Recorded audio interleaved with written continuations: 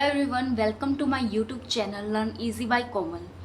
हमने micro economics की series start की हुई है जिसमें हमने फर्स्ट चैप्टर कंप्लीट कर लिया है। माइक्रो इकोनॉमिक्स का मीनिंग, उसका स्कोप, नेचर, लिमिटेशंस।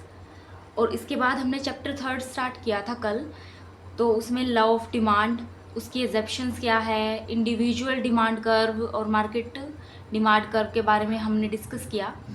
आज हम पढ़ने वाले हैं कि हमारा जो डिमांड कर्व है वो नीचे की तरफ ही क्यों जाता है, डाउनवर्ड क्यों है। तो उसके कुछ रीजंस है। सबसे पहला है law of diminishing marginal utility. Law of diminishing marginal utility ये वह लॉ है जैसे कि मार्जिनल यूटिलिटी किसी गुड्स की कम हो जाती है जब हम उसकी एडिशनल यूनिट खरीद लेते हैं। बार बार अगर हम एडिशनल यूनिट खरीदते हैं तो उसकी यूटिलिटी है जो वो कम हो जाती है।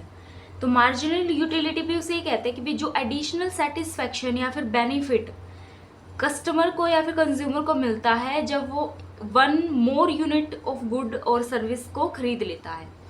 इसको हम एग्जाम्पल से समझते हैं। फॉर एग्जाम्पल, मैंने एक गिलास पानी पिया, मुझे उतनी सेटिस्फैक्शन मिली, उससे जितना मुझे चाहिए तो उससे ज़्यादा सेटिस्फैक्शन मिली। उसी टाइम पे मैं सेकंड ग्लास ऑफ वाटर ले रही हूँ, उसके बाद मुझे जो मैंने फर्स्ट से मुझे यूटिलिटी मिली उससे कम सेटिस्फैक्शन मिलेगी। तो फिर मैं उससे कम मिलेगी, फिर तीसरा गिलास और लिया तो वो सेकंड से भी कम मिलेगी। तो एक टाइम ऐसा भी आएगा कि भी अब और मेरी यूटिलिटी नहीं है, बस यहीं तक ही मेरी यूटिलिटी है, फिर वह और ग्लास ऑफ वाटर को होल्ड नहीं कर सकती हूँ। तो इस अगर हमारी मार्जिनल यूटिलिटी ज़्यादा है प्राइस से तो हमारी सेटिस्फैक्शन भी क्या होगी, ज़्यादा होगी। ठीक है, और मैं ज़्यादा गुड प्रेफर करूँगी। अगर यूटिलिटी मेरी कम है तो सेटिस्फैक्शन मिल रही है और वहीं पे प्राइस से कम है तो वहाँ पे क्या पता मैं और ना खरीद पाऊँ। और अगर मेरी प्राइस और मार्जिनल यूटिलिटी इक्वल है तो वो पॉइंट होता है इक्विलिब्रियम का, जहाँ पे ना तो मेरी डिमांड डिक्रीज होएगी ना मेरी डिमांड कम होएगी।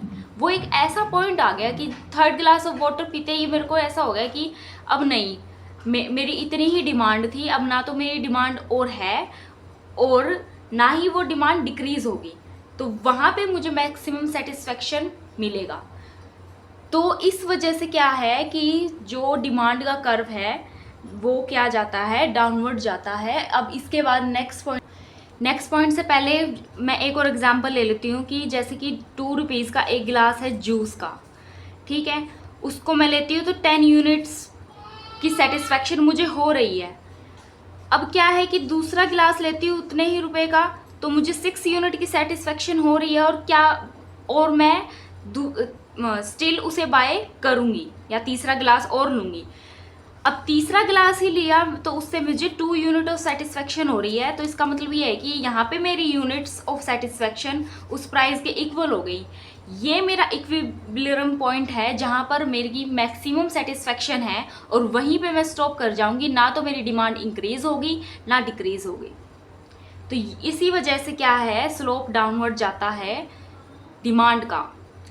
नेक्स्ट पॉइंट है हमारा इनकम इफेक्ट। इनकम इफेक्ट है, इसको हम समझते हैं कि फॉर एग्जांपल मेरे पास 300 रुपीज़ है पर डे का और मैं 50 रुपीज़ के एप्पल है और बाय करना चाहती हूँ। तो क्या होगा कि 50 रुपीज़ के अगर एप्पल बाय करूँगी मैं तो मैं 6 kg ही एप्पल खरीद पाऊँगी।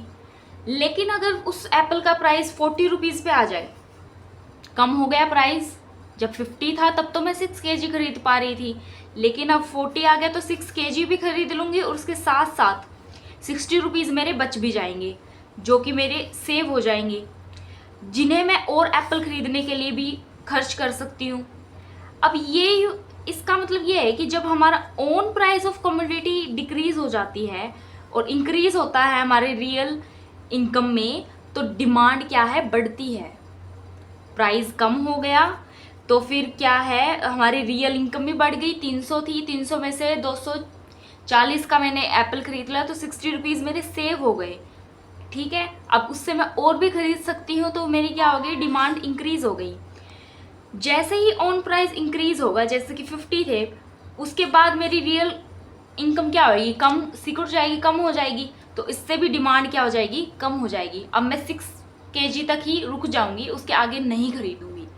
तो ये था मेरा सेकंड इफेक्ट, जिससे on price of commodity decrease होने पर रियल इनकम बढ़ जाती है, तो हमारी डिमांड बढ़ जाती है। और अगर ऑन प्राइस ऑफ कमोडिटी ज़्यादा हो जाती है और रियल इनकम कम हो जाएगी, तो हमारी डिमांड क्या हो जाएगी, कम हो जाएगी, जिससे हमारा स्लोप डाउनवर्ड जाता है। ये हमने इंडिविजुअल डिमांड कर्व में देखा भी है। अब नेक्स्ट पॉइंट है हमारा सब्स्टिट्यूट इफेक्ट। सब्स्टिट्यूट इफेक्ट जैसे कि टी एंड कॉफ़ी एक दूसरे के सब्स्टिट्यूट है। अगर मैं टी ना मिले तो मैं कॉफ़ी पी सकती हूँ, उससे काम चल जाएगा। अगर कॉफ़ी ना मिले तो मैं चाय से काम चला लूँगी। अब इससे कैसे डिमांड का कर्व डाउनवर्ड जाता है। फॉर एग्जांपल, अगर मेरी कॉफ़ी का प्राइस ज़्यादा है तो मैं प्रेफर करूँगी कि मैं टी खरीदूँगी, जिससे मेरे कस्टमर अगर कॉफ़ी भी पीते होंगे ना, तो वो क्या है, टी की तरफ शिफ्ट हो जाएंगे। ठीक है। दूसरे गुड सब्स्टिट्यूट गुड की डिमांड प्राइस इंक्रीज होने पर अनदर सब्स्टिट्यूट गुड का डिमांड क्या हो जाती है, उसकी डिमांड कम हो गई और इसकी डिमांड क्या हो जाएगी, ज़्यादा हो गई। अनदर सब्स्टिट्यूट गुड की डिमांड अगर कम हो जाएगी तो टी से कॉफ़ी पर लोग क्या हो जाएंगे, शिफ्ट हो जाएंगे। इसकी डिमांड ज़्यादा है तो, जैसे कि कॉफ़ी की अगर डिमांड कम है तो लोग टी प्रेफर करेंगे, और कॉफ़ी की डिमांड कम है और टी की डिमांड ज़्यादा है तो लोग कॉफ़ी प्रेफर करेंगे। तो ये इफ़ेक्ट डालता है, जिससे डिमांड मेरी क्या है कि सब्स्टिट्यूट गुड की प्राइस इंक्रीज होने पर demand of another substitute good increase हो जाता है। ठीक है। और ऐसे ही अगर सब्स्टिट्यूट गुड की प्राइस है वो कम है और टी की डिमांड ज़्यादा है, तो इसकी डिमांड क्या हो जाएगी, बढ़ जाएगी डिमांड। तो to get maximum satisfaction a customer will buy more unit of the commodity whose price in relation to substitute good has gone down.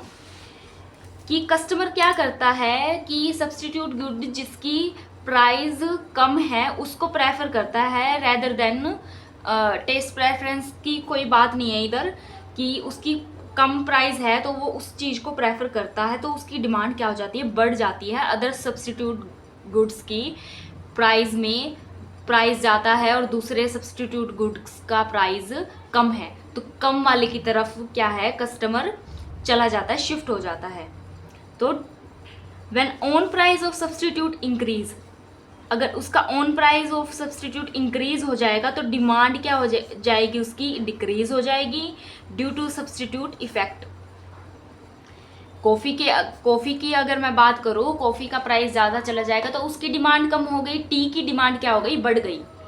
ऐसे ही कॉफ़ी की डिमांड अगर कम है तो डिमांड क्या हो जाए, डिमांड कॉफ़ी की इंक्रीज हो जाएगी और टी की डिमांड क्या हो जाएगी, कम हो जाएगी, क्योंकि इसका प्राइस क्या है, ज़्यादा है। तो इस वजह से क्या है कि हमारा स्लोप डाउनवर्ड जाता है डिमांड का।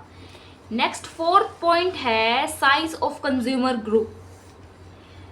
अब जो कंज्यूमर ग्रुप कैसे इफेक्ट डालता है, फॉर एग्जाम्पल मैं इसको एग्जाम्पल से ही लेके चलती हूँ। जैसे कि 40 रुपीज़ का अगर किसी पी का प्राइस है, ठीक है, 1 किलो पी का प्राइस 40 रुपीज़ है, तो कस्टमर उसकी डिमांड कम करेंगे क्योंकि उन्हें प्राइस ज़्यादा लग रहा है।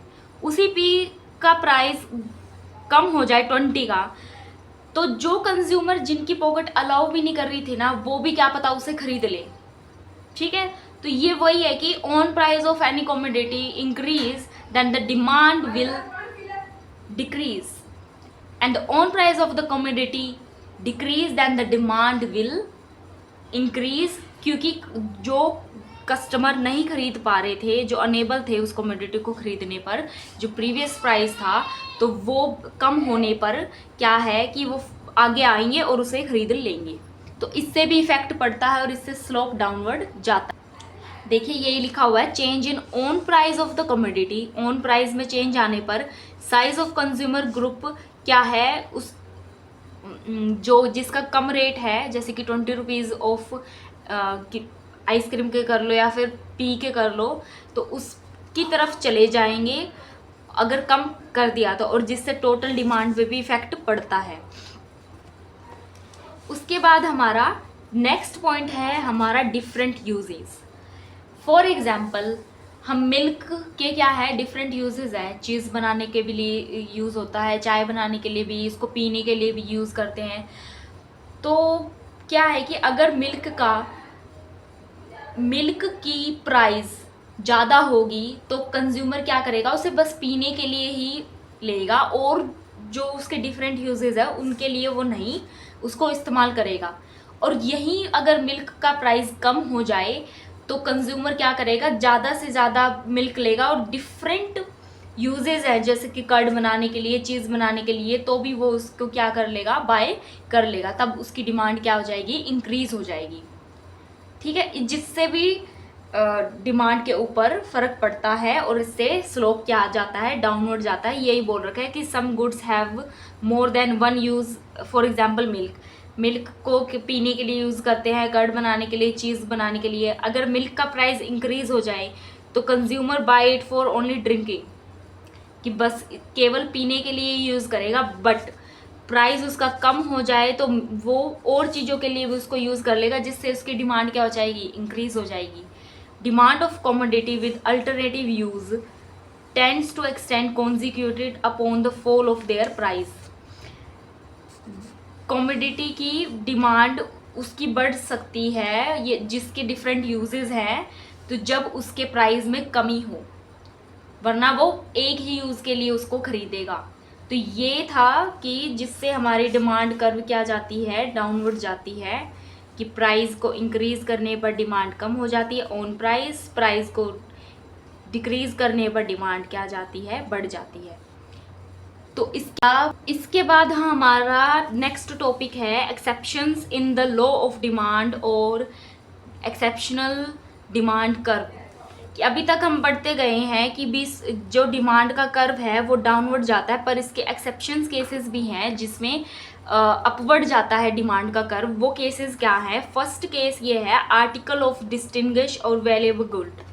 ये गुड कौन से है कि जो अमेरिकन इकोनॉमिक्स ने इसे दिया था आर्टिकल में, कि भी जैसे कि लग्जरी आइटम्स है ना, जैसे ज्वेलरी जिसके ओरिजिनल ऑफ आर्ट वर्क है या ग्रेट आर्टिस्ट हैं, तो इनका क्या होता है, अगर इनकी कीमत घट जाए ना तो कोई इनकी डिमांड नहीं करता, फिर ये इस गुड्स में नहीं आते कि भी ये अलग से वैल्यूएबल गुड्स हैं।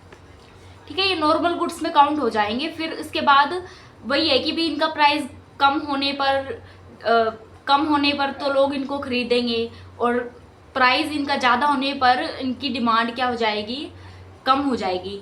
लेकिन इन ज्वेलरीज की है, आपने कभी देखा है कि भी सोना चाहे हमें खरीदना हो तो उसी रेट पर हम खरीदते हैं जिस टाइम पे हमें चाहिए होता है, हमारी डिमांड होती है तो हम उसे खरीदते हैं, डिमांड इंक्रीज होती है चाहे प्राइस इंक्रीज भी हो।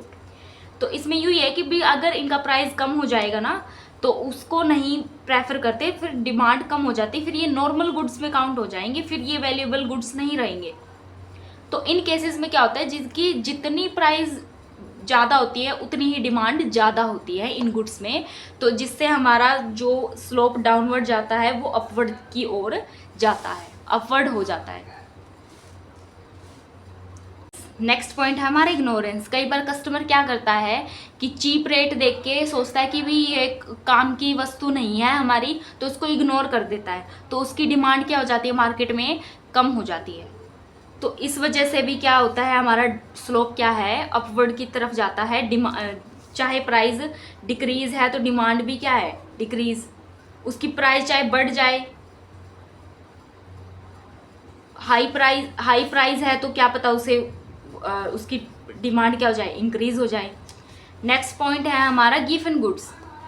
वह गुड जिसकी डिमांड क्या होती है, कम होती है जब प्राइस क्या होता है, कम होता है। प्राइस अगर उसका कम है तो डिमांड क्या होगी, उसकी कम होगी। गिवन गुड्स हो गए इन्फीरियर टाइप्स ऑफ गुड्स हो गए, जिन्हें हम ज़्यादा प्रेफर नहीं करते खरीदना, पर जब हमारी इनकम कम होती है तो उस टाइम पे हम गिवन गुड्स की तरफ जाते हैं कि हमारी उस टाइम पे हमारी डिमांड क्या हो जाएगी, उसके लिए इंक्रीज हो जाएगी। पर अगर हमारी नॉर्मल इनकम है और हमारे सामने गिवन गुड्स है, उसकी प्राइस चाहे कम हो पर फिर भी उसकी डिमांड क्या होएगी, कम होएगी, और उसकी प्राइस हाई होएगी तो भी कोई फ़र्क नहीं पड़ता।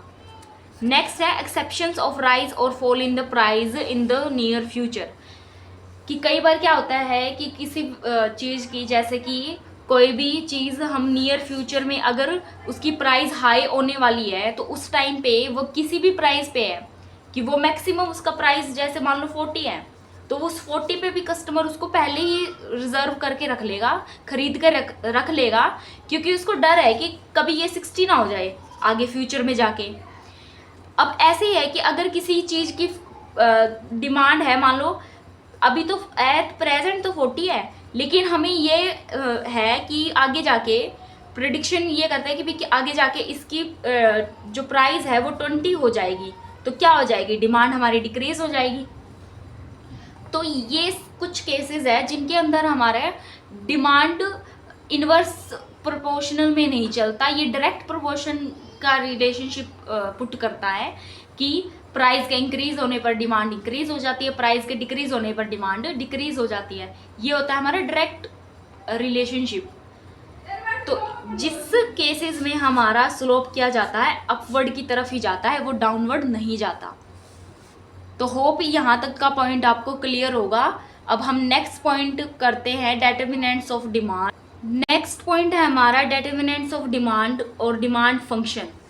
अब ये कुछ फंक्शंस है जो कि 7-8 हैं, इनमें मैं प्रॉपर डिस्कस करेंगे हम कि कैसे डिमांड फंक्शन करती है किसी भी चीज़ से। अब on price of commodity, first function है हमारा ऑन प्राइस ऑफ कमोडिटी, जिसको हम PX के उससे डिनोट करते हैं, जो हम बार बार पढ़ते भी आ रहे हैं कि price of on price of commodity को इंक्रीज करते हैं डिमांड क्या फंक्शन करेगी, डिमांड कम हो जाएगी। प्राइस के डिक्रीज होने पर डिमांड क्या फंक्शन करेगी, वो इंक्रीज हो जाएगी। होप इसको आगे एक्सप्लेन करने की जरूरत नहीं है। तो सेकंड पॉइंट है प्राइस ऑफ रिलेटेड गुड। अब ये बोलता है कि डिमांड कैसे इस पे वर्क करती है। अगर रिलेटेड गुड का प्राइस है, demand for commodity depend not only on its own price, own price पे ही नहीं but it also on upon the price of related good पे भी होता है। अब इसके भी 2 केसेस है, एक तो है सब्स्टिट्यूट गुड। सब्स्टिट्यूट गुड मैंने बताए थे आपको, टी, कॉफ़ी, कोक, लिम्का। अब ये क्या कह रहा है कि if the price of Limca is राइज्ड, Limca का प्राइस क्या हो गया, राइज, पीपल में शिफ्ट टू कोक, तो वहाँ पे डिमांड किसकी बढ़ गई, कोक की। अगर कोक का प्राइस इंक्रीज हो जाए, पीपल क्या खरीदेंगे, लिम्का, तो यहाँ पे लिम्का की डिमांड क्या हो गई, इंक्रीज हो गई, एंड वाइस वर्सा। नेक्स्ट है हमारा complementary good. This good those good which complete the demand for each other, मतलब कि वह गुड जो कि कॉम्प्लीमेंट्री होते हैं कि भी चाहे मैं ये खरीद लूँ ये खरीद लूँ, मतलब कि कोई जिससे कॉम्प्लीमेंट होते हैं एक दूसरे के, जैसे कि पेन, इंक, कार, पेट्रोल, इनमें भी ऐसा ही होता है इनवर्स रिलेशनशिप। अगर पेन की डिमांड ज़्यादा हो रही है तो इंक भी ज़्यादा जाएगी, कार की डिमांड ज़्यादा है तो पेट्रोल भी ज़्यादा यूज़ होगा। तो इसमें डिमांड का डायरेक्ट रिलेशनशिप होता है। ठीक है, नेक्स्ट हमारा पॉइंट है income of consumer.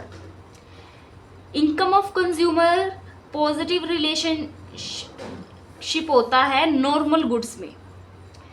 Income of consumer, अगर किसी की इनकम ज़्यादा है, नॉर्मल गुड की प्राइस ज़्यादा है, तो वो नॉर्मल गुड्स में भी उसकी डिमांड क्या होगी, ज़्यादा होगी। नॉर्मल गुड्स के अंदर अगर इनकम किसी की कम है, प्राइस कम है, तो डिमांड क्या होगी, कम होगी। तो इधर नॉर्मल गुड्स के लिए पॉजिटिव रिलेशनशिप होता है। लेकिन इन्फीरियर गुड्स में क्या होगा, दोज गुड जिसकी demand if the income increase होगी तो उसकी डिमांड क्या होगी, इन्फीरियर क्वालिटी ऑफ गुड्स है। अगर मेरी इनकम ज़्यादा है तो फिर मैं उस क्वालिटी का गुड क्यों लूँगी, मैं अच्छी क्वालिटी का गुड लूँगी, तो उसकी डिमांड क्या होगी, कम होगी। और अगर मेरी इनकम कम है तो उसकी डिमांड क्या होगी, इन्फीरियर गुड्स की डिमांड क्या होगी, ज़्यादा होगी। तो और या फिर वाइस वर्सा, इससे उल्टा। अब तक तो था कि नॉर्मल गुड्स में इनकम का क्या रोल है, अब है नेसेसिटी ऑफ लाइफ।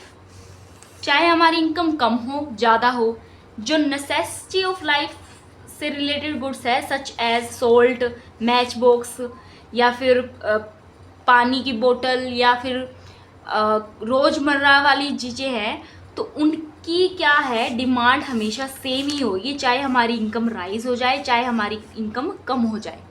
कम है तो भी हमें सोल्ट तो चाहिए, मैच बॉक्स भी चाहिए, ठीक है, उसके बगैर हमारा काम नहीं चल सकता, हम उसकी डिमांड नहीं गिरा सकते, कांस्टेंट रहती है इसकी डिमांड, अगर हमारा प्राइस राइज हो जाए या फिर फॉल भी हो जाए। नेक्स्ट हमारा फंक्शन है taste and preference. Taste and preference के अंदर हमारी चीज़ें आ गई जैसे कि हमारा फैशन, हैबिट, कस्टम। अगर और चीज़ों को हम इक्वल रखें तो demand for the good increase for which customer developed taste and preference. अब मैंने एक कोई टॉप देखा कि फैशन के अकॉर्डिंग मुझे वही टॉप चाहिए, तो मेरी वहाँ पे मेरी डिमांड इंक्रीज हो जाएगी, ठीक है। और अगर मुझे अनफेवरेबल वहाँ पे प्रेफरेंस है या फिर मेरा टेस्ट वहाँ पे सही नहीं है, तो वहाँ पे मेरी डिमांड क्या हो जाएगी, डिक्रीज हो जाएगी। तो टेस्ट एंड प्रेफरेंस भी ऐसे वर्क करता है, अगर हमारी टेस्ट का प्रेफरेंस का गुड्स हमें मिल रहा है तो डिमांड हमारी इंक्रीज हो गई, टेस्ट और प्रेफरेंस का गुड नहीं मिल रहा तो हमारी डिमांड क्या होगी, ऑटोमेटिकली डिक्रीज हो गई, हम किसी और की तरफ शिफ्ट कर जाएंगे। फिर है एक्सपेक्टेशंस। एक्सपेक्टेशंस का क्या है कि ये होते हैं कि प्रोडक्ट से रिलेटेड हो गई, या फिर उसके प्राइस से रिलेटेड हो गई, कि या फिर अवेलेबिलिटी इन फ्यूचर हो गई, मिलेगा या नहीं मिलेगा, ये हमारी कुछ एक्सपेक्टेशंस होते हैं। कि फॉर एग्जांपल लेके चलो कि प्राइस मैंने एक्सपेक्ट कर लिया कि भी इस कमोडिटी के तो प्राइस ना ज़्यादा हो जाएंगे फ्यूचर में, तो उसी प्रेजेंट टाइम में उसकी डिमांड क्या हो जाएगी, मेरी ज़्यादा हो जाएगी। ये डिमांड का फंक्शन है। और अगर प्राइस नियर फ्यूचर में कम हो जाएंगे तो उसी वक्त मेरा प्राइस क्या हो जाएगा, डिमांड भी उसके लिए मेरी कम हो जाएगी, क्योंकि मुझे पता है कि नियर फ्यूचर इसकी डिमांड तो कम हो जाएगी। अगर ये 40 का है तो 20 का हो गया, तो मैं फ्यूचर में जाके खरीदूंगी, उस टाइम पे मेरी उसके लिए डिमांड क्या हो जाएगी, कम हो जाएगी। तो ऐसे रिलेट करता है ये एक्सपेक्टेशन से। उसके बाद का पॉइंट हमारा आता है size and composition of population. जितनी पॉपुलेशन ज़्यादा उतनी डिमांड ज़्यादा, कि पॉपुलेशन से कैसे डिमांड रिलेट करता है, तो जितनी पॉपुलेशन कम डिमांड उतनी कम, नॉर्मल सी बात है। अब कंपोजिशन से मतलब क्या है कि मेल फीमेल, हमारे चिल्ड्रन कितने हैं पॉपुलेशन में। अगर पॉपुलेशन के अंदर हम एग्जांपल लेके चले फीमेल ज़्यादा हो गई, तो क्या है, फीमेल से रिलेटेड गुड्स की डिमांड क्या हो जाएगी, ज़्यादा हो जाएगी। अगर मेल ज़्यादा हो गए तो मेल जो गुड्स की डिमांड करते हैं उसकी डिमांड क्या हो जाएगी, ज़्यादा हो जाएगी। या चिल्ड्रन हो गए तो टॉयज़ की, कार्टून्स की, इन सब चीज़ों की क्या हो जाएगी, डिमांड ज़्यादा हो जाएगी। तो ये पॉपुलेशन पे भी डिपेंड करती है हमारी डिमांड। नेक्स्ट इसका डिटरमिनेंट्स है distribution of income. Market demand influence by distribution of income. अगर अनइक्वली सब इनकम का क्या है कि इक्वली है, इनकम सबकी इक्वल है, तो लग्जरी गुड्स को खरीदने के लिए सबकी डिमांड हाई होगी। और अगर वहीं पे ही इक्वल डिस्ट्रीब्यूशन नहीं है, कोई तो उसे खरीद सकता है कोई नहीं खरीद सकता, तो लग्जरी गुड्स की तरफ कोई जिसकी कम इनकम है वो जाएगा ही नहीं। कंफर्ट की तरफ और नेसेसिटी गुड्स की तरफ जाएगा, कंफर्ट्स की तरफ तो वो जाएगा ही नहीं। तो ये कुछ फैक्टर्स है डिटरमिनेंट्स से जिससे डिमांड इफेक्ट होते किस तरीके से चलती है। किसी केस में पॉजिटिव रिलेशनशिप है, किसी केस में नेगेटिव रिलेशनशिप है।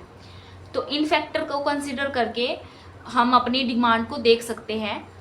तो thank you so much, this is the end of the video. अगर आपने प्रीवियस वीडियो नहीं देखी है तो उसे देखें, और अगर पसंद आती है तो video like share and subscribe करना ना भूलें।